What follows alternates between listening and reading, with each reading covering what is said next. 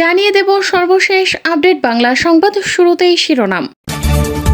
বাংলাদেশের ওপর নিষেধাজ্ঞা আরোপ করেছে আন্তর্জাতিক সংগঠন কনভেনশন অন ইন্টারন্যাশনাল ট্রেড।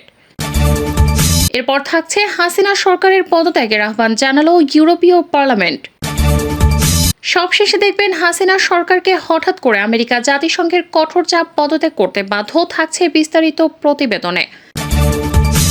এতক্ষণ শুনছিলেন সংবাদ শিরোনাম, এখন থাকছে বিস্তারিত।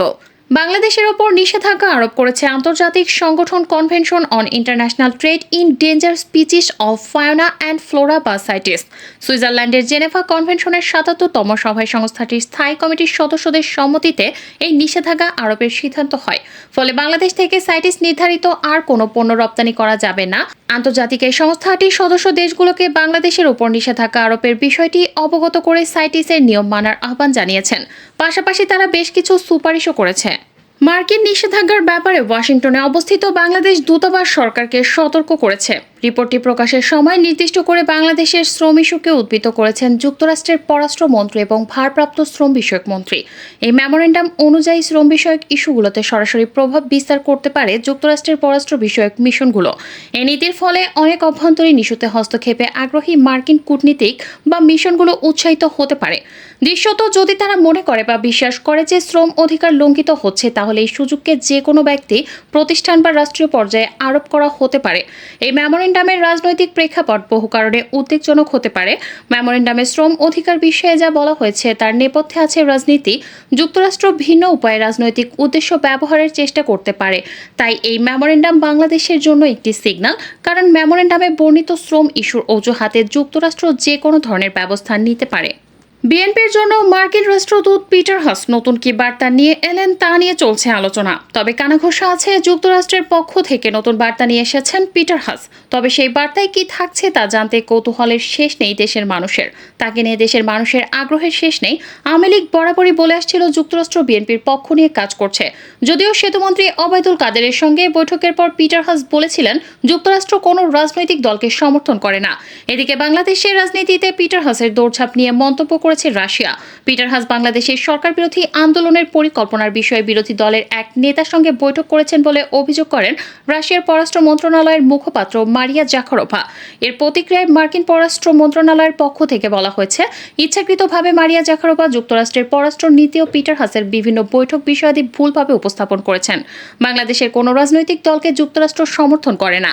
বাংলাদেশের কোনো দলকে যুক্তরাষ্ট্র অগ্রাধিকার দেয় না। তবে এখনও বাংলাদেশের মার্কিন তাগিদ ও ভিসা নিষেধাজ্ঞা জারি রয়েছে। ইউরোপিয়ান পার্লামেন্টের একজন সদস্য কিরেন মেলচুর বলেন, গণতান্ত্রিক পরিস্থিতির জন্য বাংলাদেশকে জবাবদিহিতা করানো উচিত ইউরোপিয়ান কমিশনের। বাংলাদেশি পণ্যে দেয়া শুল্কমুক্ত সুবিধা তুলে নেওয়ার কথা বিবেচনা করা উচিত। উল্লেখ্য, চীনের পর বাংলাদেশ হল বিশ্বের দ্বিতীয় সর্ববৃহৎ তৈরি পোশাকের রপ্তানিকারক। গত বছর কমপক্ষে $45 বিলিয়ন মূল্যের তৈরি পোশাক বিদেশে পাঠিয়েছে বাংলাদেশ। এর বেশিরভাগই গেছে ইউরোপে এবং যুক্তরাষ্ট্রে। শেখ হাসিনা যখন পর্যায়ক্রমিকভাবে গণতান্ত্রিক প্রতিষ্ঠানগুলোকে ভেঙে ফেলেছেন, তখন অনেকে প্রশ্ন করেন, পশ্চিমা দেশগুলো যাদের এত বিশাল অর্থনৈতিক প্রভাব রয়েছে, তারা কেন তাকে দায়মুক্তির সঙ্গে কাজ করতে দিচ্ছে? সমস্যার কারণ হলো ভারত। তারা বাংলাদেশের বিরুদ্ধে যে কোনো জবরদস্তিমূলক পদক্ষেপের বিরোধী। বাংলাদেশের ভেতর দিয়ে উত্তর পূর্বাঞ্চলীয় 7টি রাজ্যের সঙ্গে সড়ক ও নৌপথে চলাচলের সুবিধা চায় দিল্লি। চিকেন নেক বলে পরিচিত 20 কিলোমিটারের স্থল করিডোর নিয়ে ভারত উদ্বিগ্ন। এই পথটি নেপাল, বাংলাদেশ এবং ভুটানের মধ্য দিয়ে প্রবাহিত। এই পথটি ভারতের বাকি অংশের সঙ্গে উত্তর পূর্বাঞ্চলকে সংযুক্ত করেছে। যদি ভারতের প্রতিপক্ষ চীনের সঙ্গে কোনো রকম বড় সংঘাত সৃষ্টি হয়, তাহলে এটা কৌশলগতভাবে ঝুঁকিপূর্ণ হয়ে পড়বে বলে শঙ্কিত দিল্লির কর্মকর্তারা। হিউম্যান রাইটস ওয়াচ দেশের চলমান মারাত্মক রাজনৈতিক সংকটের প্রেক্ষিতে গভীর উদ্বেগ প্রকাশ করছে। বিবৃতিতে আরও বলা হয়, বাংলাদেশের রাজনৈতিক ও নির্বাচনী ইতিহাস সাক্ষ্য দেয় যে নির্দলীয় তত্ত্বাবধায়ক সরকার ব্যতীত কোনো দলীয় সরকারের অধীনে অবাধ ও সুষ্ঠু নির্বাচন অনুষ্ঠান সম্ভব হয়নি। বিশেষ করে গত 2014 এবং 2018 সালের জাতীয় সংসদ নির্বাচন তার বলিষ্ঠ প্রমাণ, যাতে যথাযথ গণতান্ত্রিক প্রক্রিয়া অনুসরণের মাধ্যমে জনগণের রাজনৈতিক মতামত ও সম্মতির প্রতিফলন ঘটেনি। পিনাকি ভট্টাচার্য বলেন, শেখ হাসিনার 15 বছরের শাসন আমলে বাংলাদেশের ক্রমবর্ধমান কর্তৃত্ববাদী শাসন এবং হাজার হাজার বিচার বহির্ভূত হত্যাকাণ্ডের জন্য আন্তর্জাতিক পর্যায়ে উদ্বেগের জন্ম হয়েছে। এদিকে বাংলাদেশের চলমান রাজনৈতিক ইস্যু নিয়ে আবার আলোচনা হয়েছে জাতিসংঘের নিয়মিত প্রেস ব্রিফিংয়ে, যেখানে বাংলাদেশের বিশ্বাসযোগ্য অংশগ্রহণমূলক নির্বাচনের আহ্বান পুনরায় ব্যক্ত করেছে আন্তর্জাতিক এই সংস্থাটি। মার্কিন সরকার ঘোষণা করে বাংলাদেশে গণতান্ত্রিক নির্বাচন প্রক্রিয়াকে ক্ষুণ্ণ করার জন্য দায় বা জড়িত যে কোনো ব্যক্তি এবং তাদের নিকটবর্তী পরিবারের সদস্যদের ওপর ভিসা বিধিনিষেধ আরোপ করা হবে। তবে আওয়ামী লীগ সরকার এ দাবি মানতে পারেনি, বরং বিএনপি নেতাদের বিরুদ্ধে দমনপীড়ন জোরদার করেছে। বাংলাদেশের অগণতান্ত্রিক বা স্বৈরাচারী সরকার নাগরিকদের দাবির প্রতি সাড়া না দেয়ায় আন্তর্জাতিক সম্প্রদায় তাদের উপর চাপ দিচ্ছে। 2018 সালে প্রধানমন্ত্রী একটি সুষ্ঠু নির্বাচনের প্রতিশ্রুতি দিয়েছিলেন, কিন্তু বাস্তবে আগের রাতেই ভোট হয়ে গিয়েছিল। নির্বাচনের কারচুপি আজ অস্বাভাবিক কিছু নয়, আইনের শাসনের জন্য একটি শক্তিশালী কাঠামো তৈরি করতে সরকারের ধারাবাহিক ব্যর্থতার ফলাফল। প্রতিষ্ঠানগুলো স্বাধীনভাবে কাজ করে না। এই অন্ধকার পরিস্থিতির মধ্যে বাংলাদেশিরা তাদের দেশে গণতন্ত্র পুনরুদ্ধারের আশায় মার্কিন যুক্তরাষ্ট্রের দিকে তাকিয়ে আছে। অনেক বাংলাদেশি বিশ্বাস করেন যে দেশে গণতন্ত্র টিকিয়ে রাখতে মার্কিন যুক্তরাষ্ট্র গুরুত্বপূর্ণ ভূমিকা পালন করতে পারে। বাংলাদেশের সবচেয়ে গুরুত্বপূর্ণ বাণিজ্য অংশীদার এবং রপ্তানি গন্তব্য হিসেবে ঢাকার উপর যুক্তরাষ্ট্রের লিভারেজ রয়েছে। বাংলাদেশে মার্কিন যুক্তরাষ্ট্রের রাজনৈতিক প্রভাব সীমিত করতে চীন ও রাশিয়া একত্রিত হয়েছে। রাশিয়া সুষ্ঠু নির্বাচনের জন্য শেখ হাসিনাকে চাপ দেওয়ার মার্কিন প্রচেষ্টাকে নির্লজ্জ হস্তক্ষেপ এবং একটি স্বাধীন দেশে নব্য ঔপনিবেশিকতা ও নির্লজ্জ হস্তক্ষেপের আরেকটি প্রচেষ্টা হিসেবে বর্ণনা করেছে। বাংলাদেশে নিযুক্ত চীনা রাষ্ট্রদূত ইয়াও ওয়েন বলেছেন, জাতীয় সার্বভৌমত্ব, স্বাধীনতা ও আঞ্চলিক অখণ্ডতার রক্ষায় এবং বহিরাগত হস্তক্ষেপের বিরোধিতা করতে চীন বাংলাদেশকে সমর্থন করে। হামাস আগামী 10 মার্চের মধ্যে জিম্মিদের মুক্তি না দিলে গাজার দক্ষিণাঞ্চলের রাফায় শহর স্থল অভিযান করা শুরু হবে বলে জানিয়েছেন ইসরায়েল।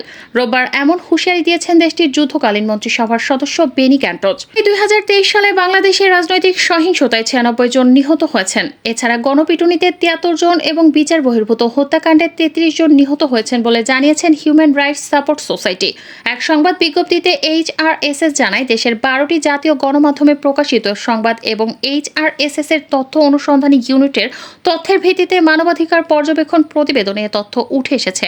সংস্থাটি জানায়, 2023 সালে উদ্বেগজনকভাবে রাজনৈতিক সহিংসতার 933টি ঘটনায় নিহত হয়েছেন 96 জন ও আহত হয়েছেন কমপক্ষে 9258 জন, যার অধিকাংশই ক্ষমতাসীন আওয়ামী লীগের অন্তর্কোন্দল।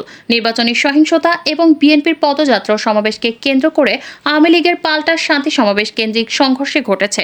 আইন প্রয়োগকারী সংস্থাগুলোর দ্বারা 8556 জন রাজনৈতিক কর্মী গ্রেফতারের শিকার হন। তাদের মধ্যে বিএনপি জামায়াতের 8277 জন।